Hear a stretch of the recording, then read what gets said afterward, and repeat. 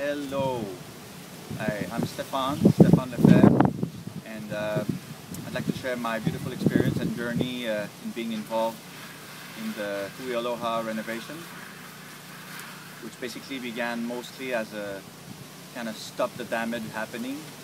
Because after the last renovations that were done in 1978, there were holes in the roof and soffits rotting and so much happening, and the stucco disintegrating, and so I'd like to say a few words about my inspiration and the reason why I so got into warp speed involved in that project is related to a gentleman who's now passed away named Carl Lindquist, who with Carl Burdoff and Uncle Changa did the renovations some 35 years ago.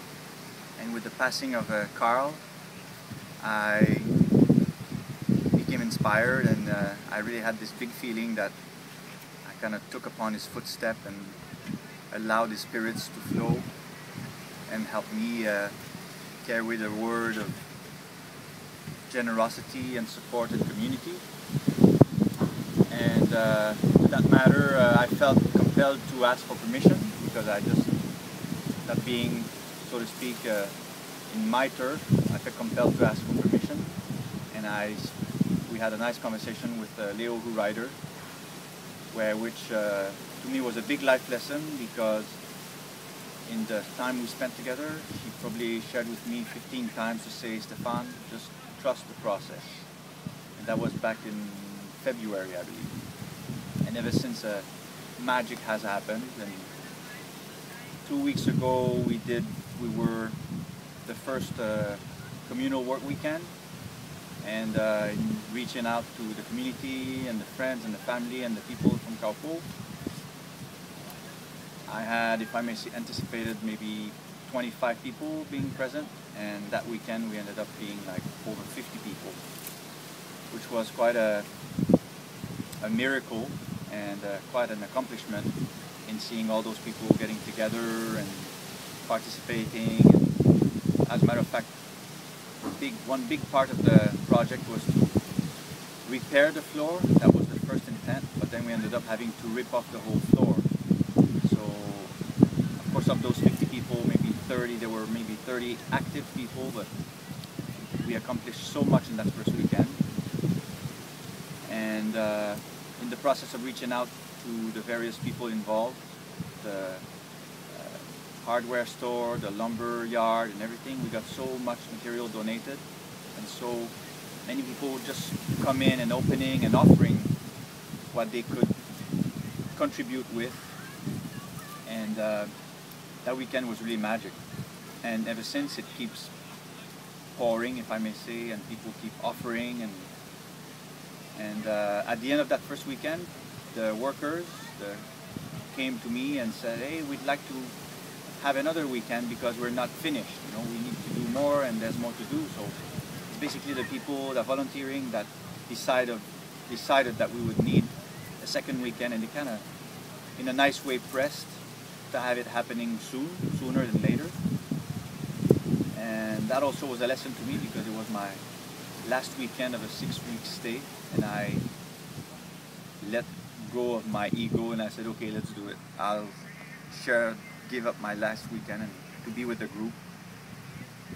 And here we are with the second weekend, and in the meantime we have some friends and people offering to paint the interior and make some murals, and of course now this weekend we rebuilt the altar, which is very symbolic. So yeah, all in all, I mean, we could develop, and but then again, January will be another beautiful work weekend. Is that feeling of getting the people together and getting all that energy in a big pot and being present on the premises for like 48 hours is so fulfilling, and it's like it takes us all on a magic carpet for that 48 hours and just nourishes us, each other, for many days. And just the connecting of that with that feeling is to me a nourishment, and I know I'll carry it for the rest of my life.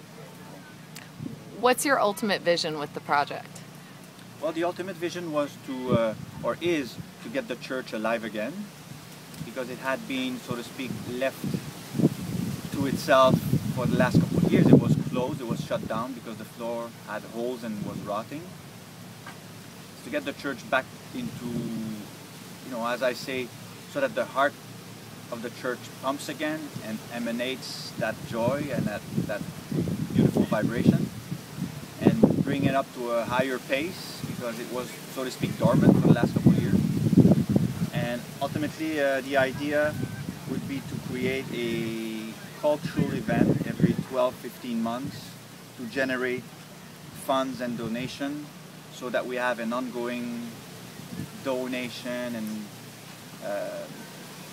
program, so to speak, going, and attract and get the community back together, being that there were hundreds, if not thousands of people in Kaupo not that long ago, and everyone has special ties to Kaupo. All of my Hawaiian friends that I know, when you say Kaupo, like their tone of voice changes, and that's a part of the motivation to me that really excites me of trying to bring that alive again, and I can feel and see that within the Hawaiian friends it's important, and we feel it when we're together here accomplishing the good chores and the loving chores. So that's roughly the idea, the long term. But then again, I'm confident we will see the next year or so that first day of cultural festival gatherings with local art, you know, musicians, dance, and yeah, kiosk, all sorts of manifestation of our art and our feelings and our spirits. Thank you, Stephan. Good luck. Thank you.